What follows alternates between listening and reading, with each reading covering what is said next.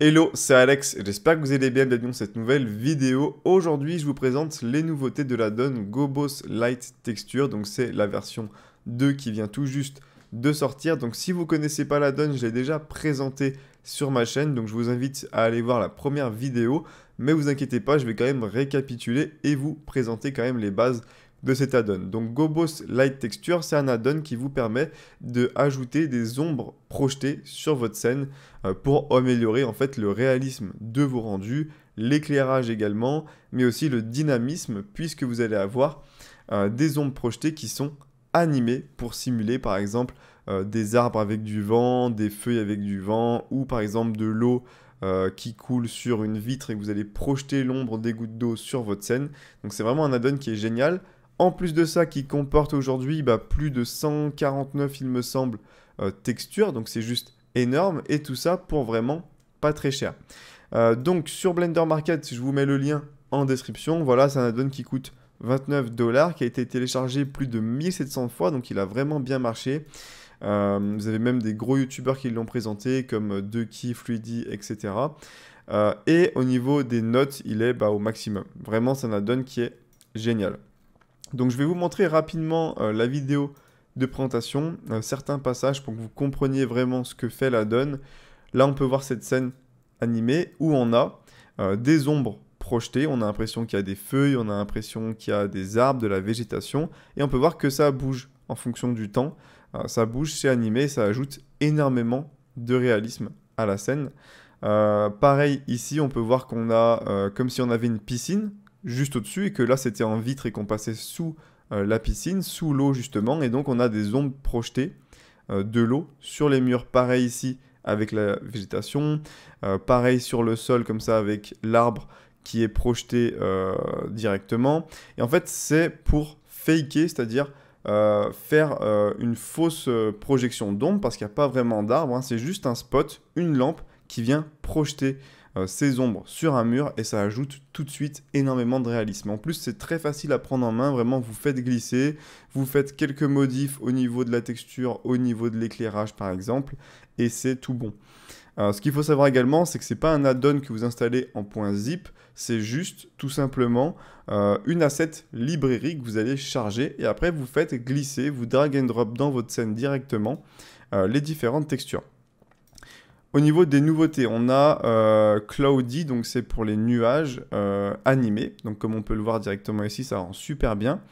On va avoir Rainy, donc là c'est pour simuler par exemple que sur la fenêtre à droite, on a de la pluie, des gouttes d'eau qui tombent. Et donc on peut voir sur le reflet de l'horloge les gouttes d'eau. Donc voilà, ça ajoute énormément de réalisme. Si vous voulez faire du photoréalisme, c'est vraiment le top.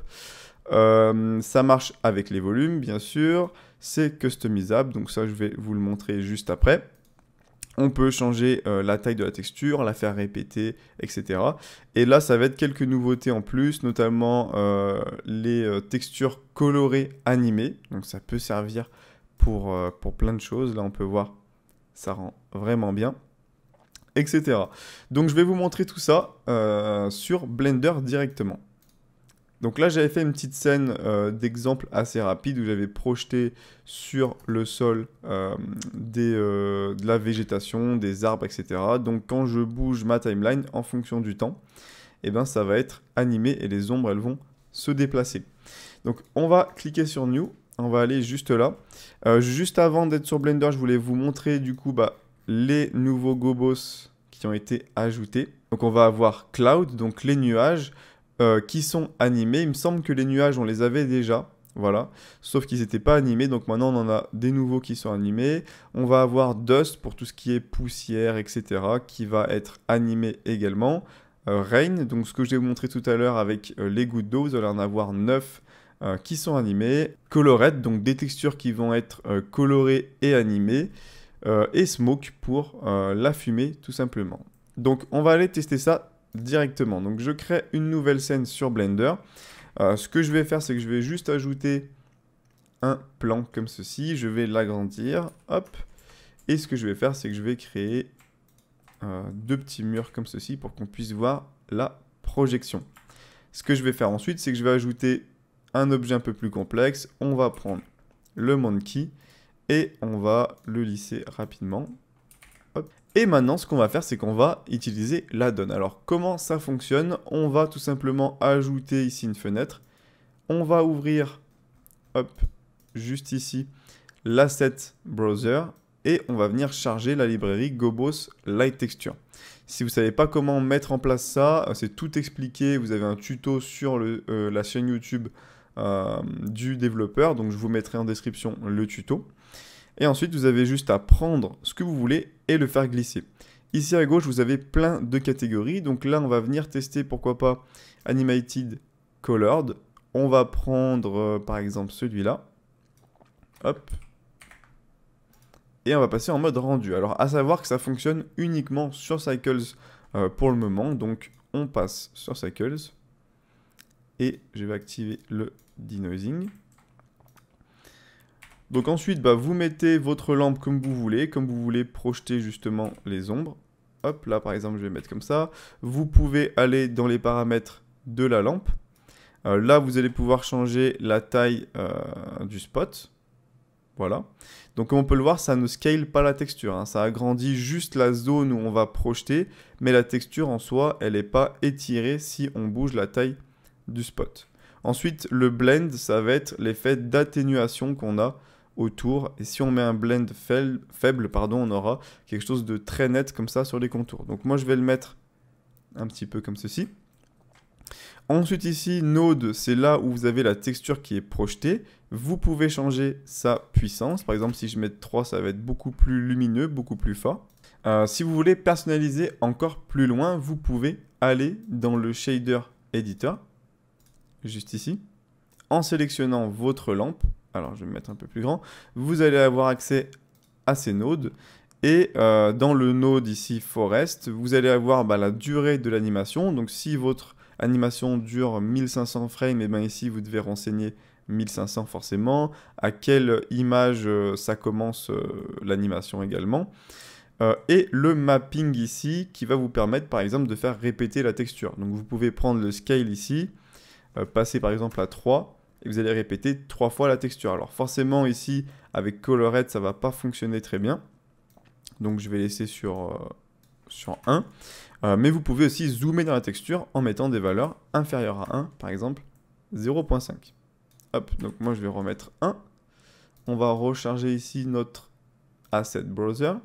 Et donc si on se déplace dans la timeline, on peut voir sur cette partie ici qu'on a bien un Gobos qui est animé. Donc je vais vous en montrer quelques autres. On va supprimer celui-là. Alors je vais juste placer un point dessus. Hop. Ce qu'on va faire, c'est qu'on va tester par exemple Dust. Hop. Donc je vais faire Shift S, sélection to cursor. Hop. Donc là on projette tout simplement de la saleté, voilà, Dust. Donc on peut en tester plusieurs textures ici. C'est plutôt pas mal. Si vous avez une fenêtre par exemple qui est sale ou ce genre de choses, vous allez pouvoir projeter de la poussière, de la saleté.